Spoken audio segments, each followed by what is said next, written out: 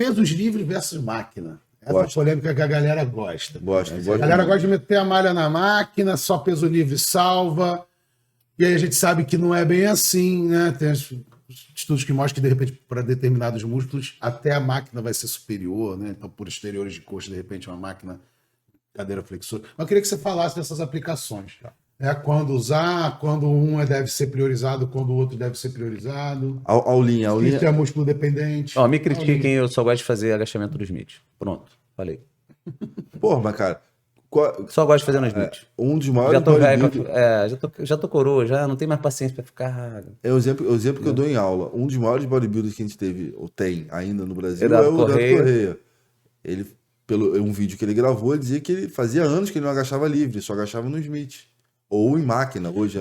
Ou o Dorian Yates, que falava que não agacha. Só hack machine ele faz, que é um agachamento, né? Mas agachamento livre ele não fazia também. Tá, agora vamos tentar responder de uma forma didática. Tentar, né? Sem fugir muito da pergunta. Peso livre ou máquina? O corpo reage a forças.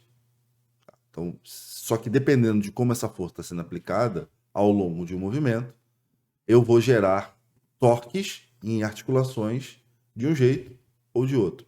Seja com peso livre ou seja com máquina. Bom, o peso livre é sempre força-peso. Não vai ter muita opção. Vai te puxar para baixo. Sempre vai te empurrar para baixo. O chão te empurra de volta para cima, né? Normal. Força resposta à carga, né? Tô em pé, eu tô empurrando o chão tá empurrando para cima. Por isso que quando eu tô em pé, eu tenho que fazer força para estender o joelho, manter aquela posição. Botei carga, mudei um ângulo do joelho, eu vou ter torque, fica mais fácil, mais difícil. O que eu, como um cara que estuda biomecânica, enxergo esse problema? A gente tem que mesmo, entender que o músculo consegue fazer força de formas diferentes ao longo do movimento. Ele estando mais encurtado ou mais alongado. E consegue produzir torques de formas diferentes, dependendo da amplitude de movimento. O ideal, para mim, seria você ter uma resistência que consiga equilibrar o quanto de forças estão sendo aplicadas no corpo humano, no nosso corpo, e o quanto esses músculos conseguem reagir a essas forças. Não adianta, por exemplo, eu ter um agachamento, onde eu tenho um torque máximo, ou no final da fase excêntrica, que a condição que o músculo está para produzir força e, consequentemente, torque na articulação é desfavorável. Porque no resto do movimento, o torque vai estar o torque externo vai ser submáximo. Isso é um problema, porque eu não consigo fazer força máxima em toda a amplitude de movimento. A máquina pode, nem sempre faz, pode suprir essa questão.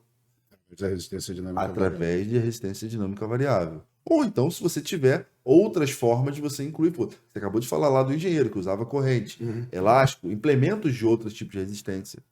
São bons, só que tem que saber como é que usar isso.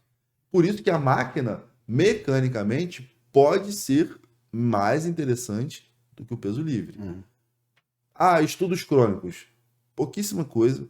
Para hipertrofia, quase nada. É mais difícil. É muito difícil. Tem no agachamento? Não tem ou não? Não.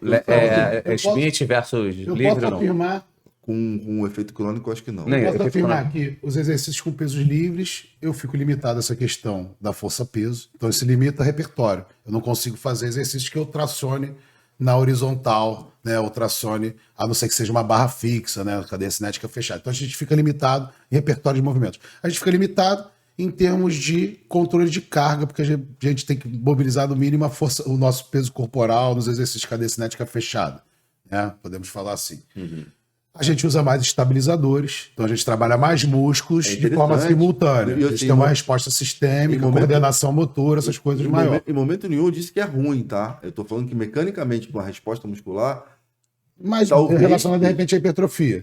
Mas hipertrofia. assim, eu tô fazendo um paralelo geral. Então, pesos livres, transferência para as atividades da vida diária, né? Atividades motoras desportivas, a gente tem essa relação. Máquina, a gente consegue ter um maior repertório de movimentos, a gente compensações de torques e amplitudes que a gente não teria. A gente tem uma maior segurança e praticidade, porque você tem um controle do movimento, você não faz um supino e fica embaixo da barra, você não faz um agachamento e fica embaixo da barra, você tem a travinha, né? Você tem menor recrutamento de músculos estabilizadores e sinergistas, mas em alguns exercícios você consegue botar mais carga por isso. Então, para trabalhar, por exemplo, um Smith força no supino, talvez seja melhor do que peso livre. E a gente tem que pensar que existem máquinas como o Smith, que é a barra guiada, máquinas que são polias convencionais, as polias de raio variável e as máquinas que engessam completamente o gesto, né? Pô, hoje em dia, assim, eu fiquei vendo um dia um vídeo de um cara famoso na internet falando das máquinas da Ironberg lá de Floripa. Cara, pô, tem cada máquina ali fantástica, irmão. Assim, que modula exatamente o que eu preciso fazer para aquilo ali, um supino, o supino convergente. E que o Igor Pina gravou um áudio tentando te imitar, falando de supino convergente. É porque o Igor chamou ele para ir lá no podcast, enfim. Eu falei, ele só vou se ele te imitar. Não, e tem máquinas com o próprio agachamento, tem agachamento, diversos tipos de agachamento lá, que mudam o torque ao longo do movimento. Acho que faz até excêntrica agora. Aquelas que a gente treinava lá atrás da Life, né? Mas agora tem várias da Tecnogym, né? Que você... E assim, outra, você está falando de excêntrico, é outra coisa. Na fase dele a gente consegue fazer mais força. Por quê? Ah, sabia. Não, mas já terminamos então a máquina. Os dois têm aplicações, né? E uma coisa que eu acho importante falar: na máquina a gente consegue. Eu gosto de trabalhar combinações, né? Então eu acho que o peso livre ele normalmente encaixa bem no início do treino, né? No momento que você está descansado. A não ser que você tenha uma prioridade de trabalhar uma máquina isolada, talvez aquele peso livre deva ser posto nesse momento. Talvez seja priorizada a tensão mecânica, evitar a falha. E depois você vai fazendo, conforme a fadiga vai se instaurando, você vai fazendo a transição, né, para as máquinas isoladas. E aí você tem estratégias para aplicar em cada um dos exercícios. Né? Porque treinar até a falha agachamento supino, principalmente no início da sessão, é um tiro no pé. Mas você fazer uma extensora, um voador no final do treino, até a falha, né, aquela técnica de finalização, vai precisar de uma máquina. Falha real, a gente consegue encontrar falha real no exercício multiarticular? Ah, cara. Como é que é isso aí? Você tá falando... Sem ter falha técnica, por exemplo. Você está falando, antes de responder, você estava falando de fazer um exercício no máquina depois de fazer com peso livre. E eu estava outro dia desse, um dos poucos dias que eu fui treinar, eu fui fazer crucifixo, máquina. Tava cheio. Porra, vou pegar peso livre, vou fazer com halter. Você já parou na mecânica como é que é? Completamente diferente. É completamente diferente. Completamente diferente.